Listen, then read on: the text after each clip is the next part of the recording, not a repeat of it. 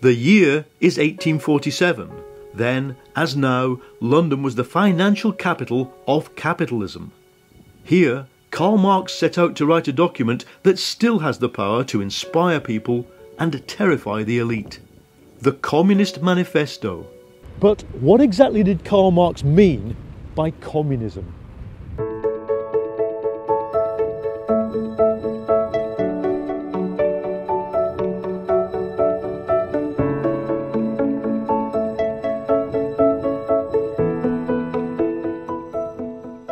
Let's get one thing clear, Marx did not invent communism.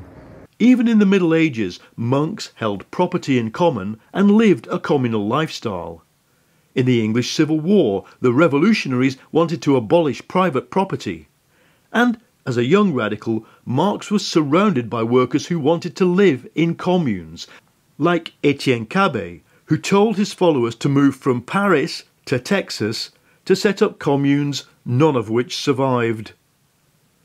Marx said communism means abolishing private property, but to get there you need two things: technological progress so that machines do all the work, and social progress so that everybody can live a rich, rounded, cultural life. By 1847, Marx was active in the Communist League.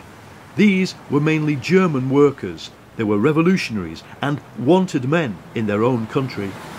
It was in this pub in Soho, London, that Marx and the Communist League sat down in November 1847 to thrash out, what does communism stand for?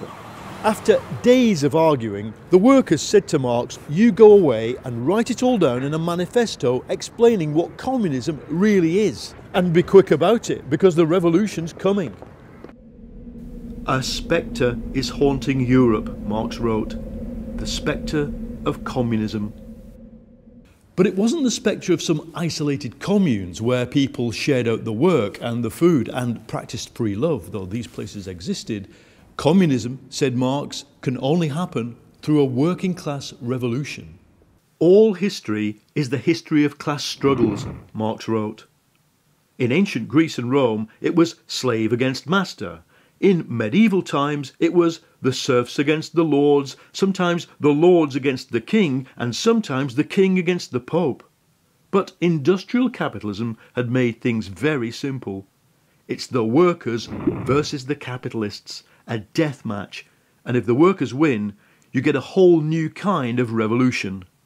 You can see where the idea came from. In the 19th century, workers had almost no possessions, they worked 12 hours a day in bleak conditions, and most middle-class people despised them. But Marx said they are the future of humanity. But it didn't happen. Here, in the very same street Marx lived, in poverty, there are now plenty of workers and they own plenty of property, and they have no obvious intention of overthrowing capitalism. There is a tension inside Marxist thinking about the working class. Sometimes he says they are destined to overthrow capitalism, whatever the ideas they hold in their heads. But at other times he says the workers are going to overthrow the system because they are conscious and educated and have strong ideals. After the revolutions of 1848, Marx spent his life here in London trying to educate socialist-minded workers and form an international party. But what those workers actually built were organisations to help them survive capitalism: socialist parties, cooperatives and trade unions. In the Communist Manifesto, Marx set out ideas that have remained influential.